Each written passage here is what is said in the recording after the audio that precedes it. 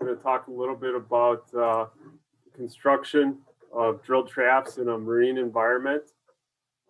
This project is across the Mississippi River down in the Quad Cities area. And I also want to share a little insight, detailed look into bidirectional load tests that we performed out there. A little introduction of myself. Been at Michels for about 5 years. Previously, I worked at a smaller geotech company in the Madison and Milwaukee area.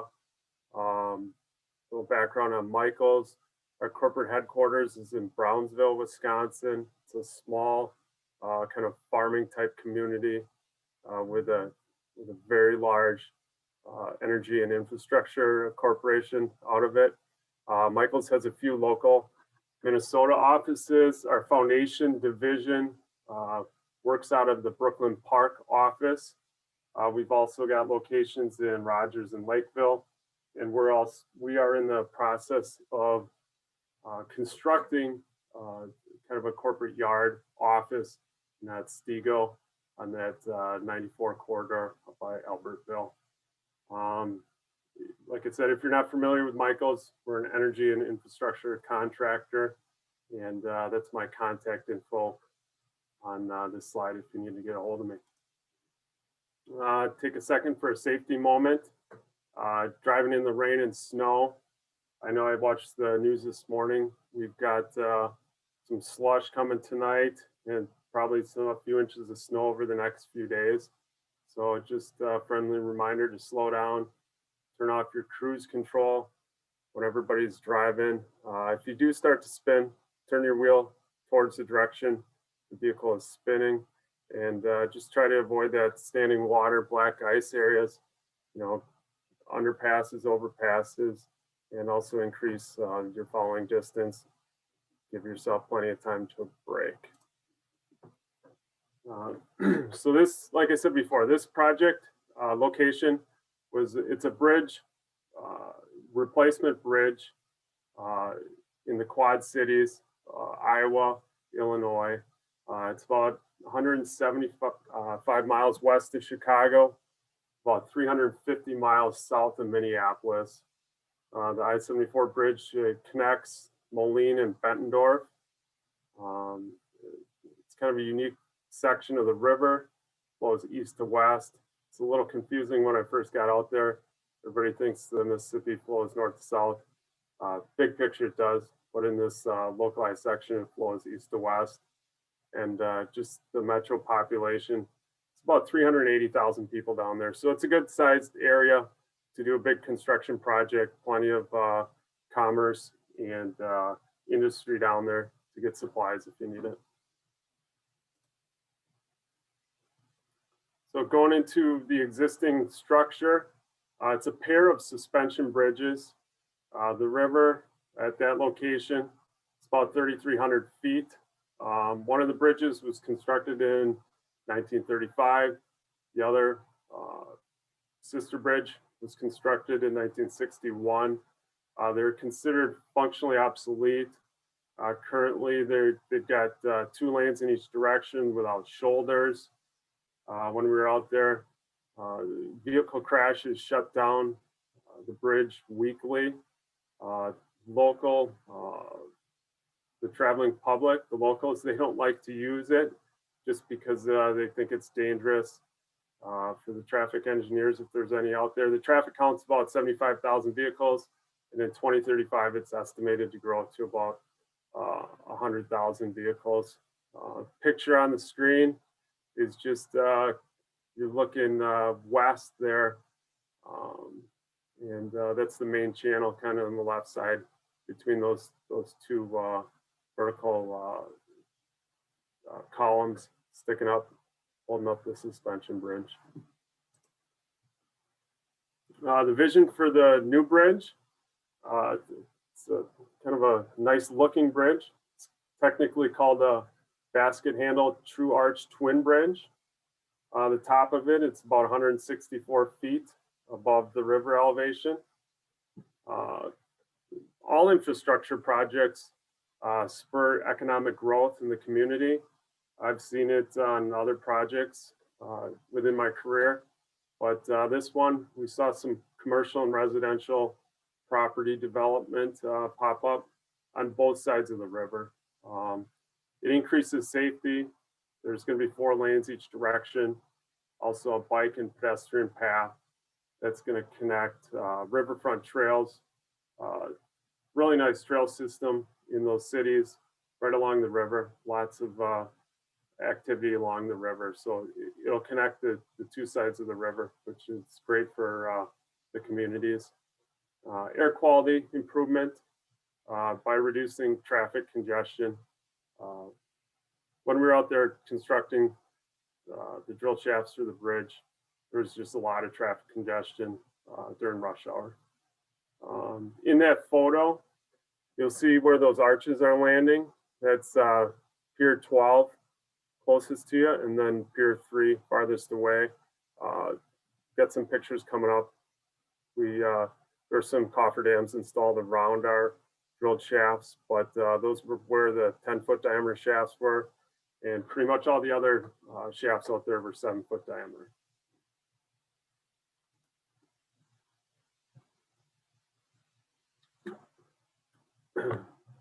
So the bridge foundation, there are 33 piers supported by 242 drilled shafts. Your typical pier for the bridge included 8 drilled shafts. The river depth was anywhere between 10 and 25 feet in depth. It really varied. Once you got out in the channel, it was about 25 feet.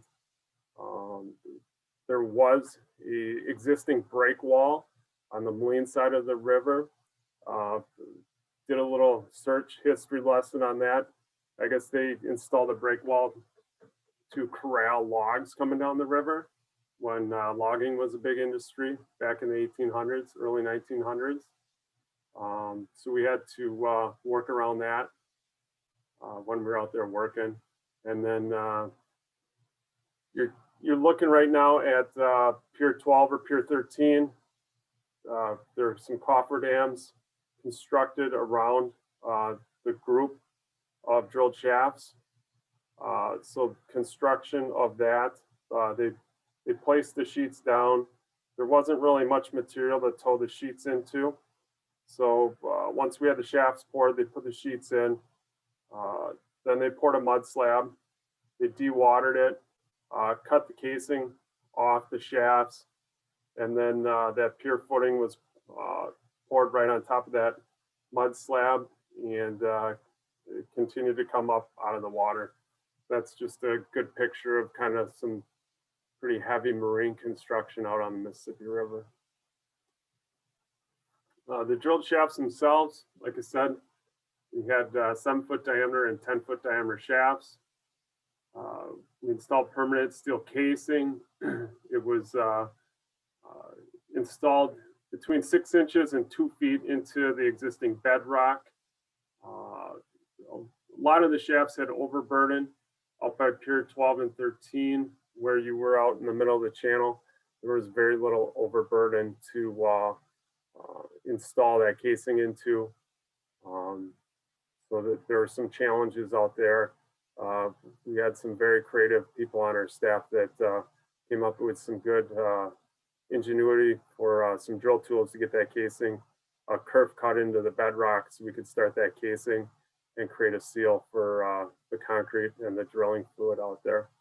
Rock socket depths range from approximately 12 feet to 28 feet in depth. Kind of the typical material that we're in out there. Illinois side had some shale, then it transitioned into sandstone, and on the Pier 8, Pier 9 area, and then in the channel and on the Iowa side, we ran into some limestone. We also ran into, I think, a shaft or two. We had a karst condition in the limestone where we were drilling and found a void down there. We mitigated that with by filling it with concrete, coming back a few days later and drilling right back through it to install the drilled shaft. In that sandstone, we did find some flowing sand seams as well. Some information for any structural designers that are on the call. Your typical pier for pier 12 and 13, drilled shaft was 10-foot diameter. The bearing capacity was 4789 tons, 300 KSF for the nominal bearing resistance. Side resistance was 21 KSF. Your typical approach pier drilled shaft with 7-foot diameter. You're looking for 3,318 tons and 1822 on side resistance. And in that picture, you can kind of see what your typical shaft looked like. You had your outside casing screwed into the bedrock, and then this is your rock socket below that. Cage, bar steel reinforcement cage with some Csl testing tubes in there. But that was your typical configuration for your 7-foot shafts. The 10-foot diameter shafts were a little bit beefier. They had some double cages, so an interior and exterior cage. One of the, I guess, semi-unique items on this project included a test shaft. The contract specifications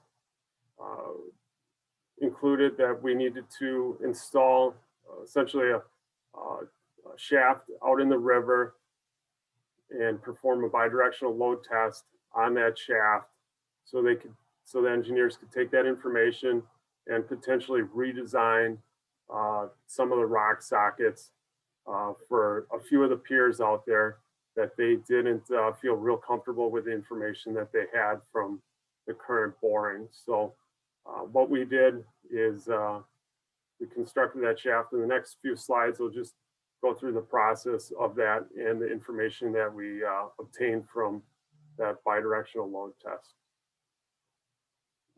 And in these specific pier locations, their design assumed 0 end bearing resistance and about 2,700 kips on side resistance. We'll keep that in mind when we're going through the data. When we're doing a bidirectional load test, Michels has to outsource that to a specialty contractor to provide the equipment for performing that test. And the company will come out and perform that test for us. We construct the shaft, install it per the specifications, but they provide some equipment like that old cell there. That's one option. There's numerous other options for the bidirectional load test. They provide submittals that we submit to the state or the DOT for approval.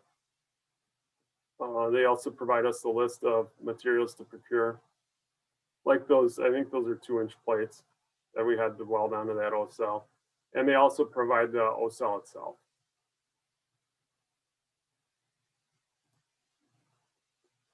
With that test shaft, we had to perform a confirmation boring. That boring was required right at the location that we were going to install that test shaft. They took a sample down 10 feet below the bottom of shaft elevation, specifically for this location.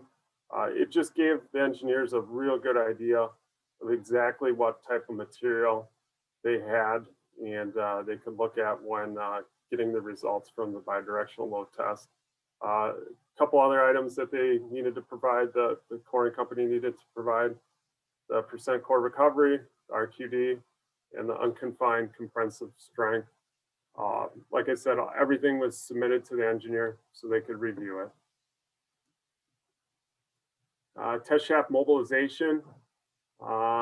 So with this test shaft, basically you want to do it at the beginning of the project so you can get the information so it can affect the design on the other shafts.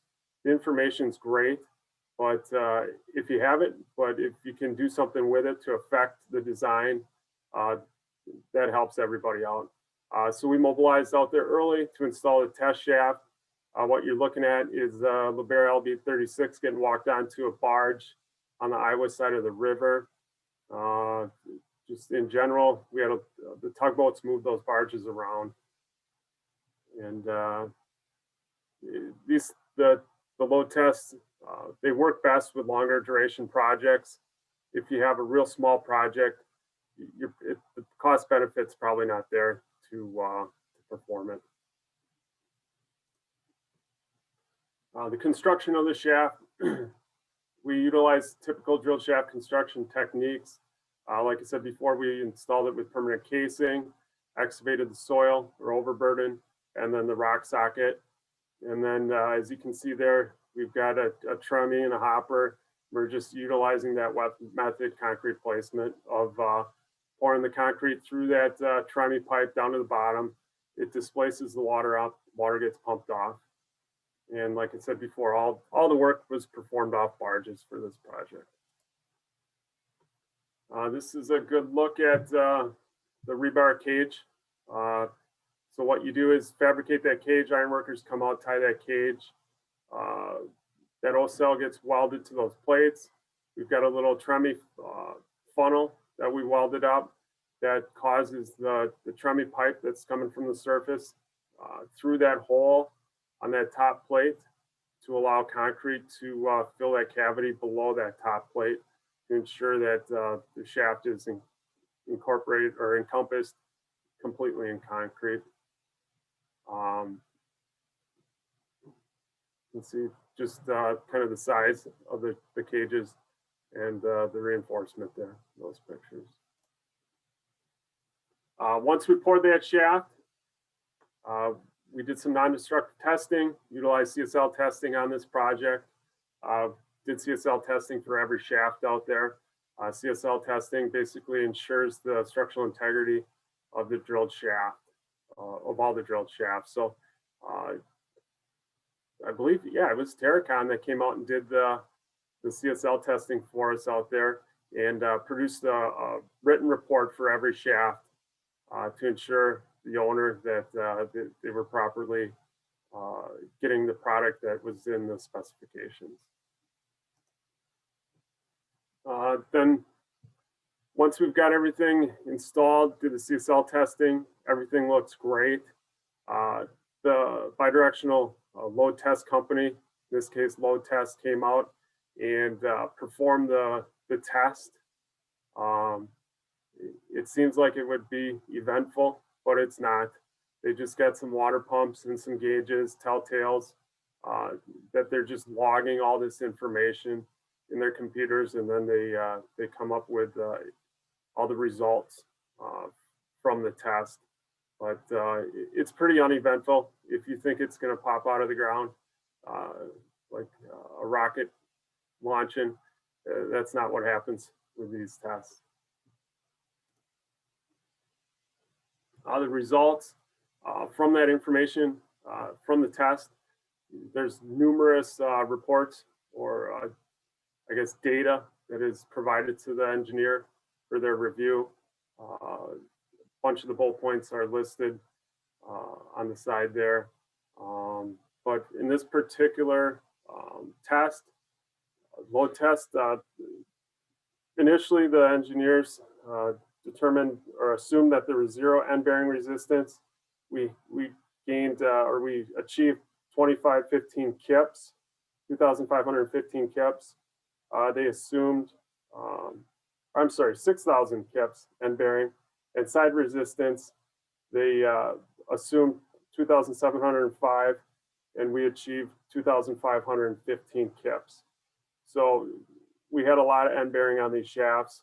Therefore, we could reduce the length of the rock socket, and that resulted in some schedule savings, some cost savings, and with these bidirectional load tests, I would say once you have that information, the structural engineers and geotechnical engineers can sleep at night because they know they're getting a shaft that's going to hold up the structure that they designed.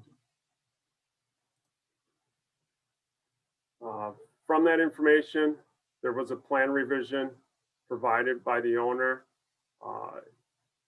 Basically, that information confirmed that the construction drill shaft met the design capacities. For the project, we reduced rock socket lengths by 228 feet. Like I said before, the schedule was reduced and the cost of the project was reduced as well. Schedule savings, I think we saved about 40 days out there, and you guys can do the math. I think it was about $2,000 or $3,000 a cubic yard for rock excavation out on this project, and we reduced the lengths by 228 feet. So there's some substantial cost savings out there with these types of tests.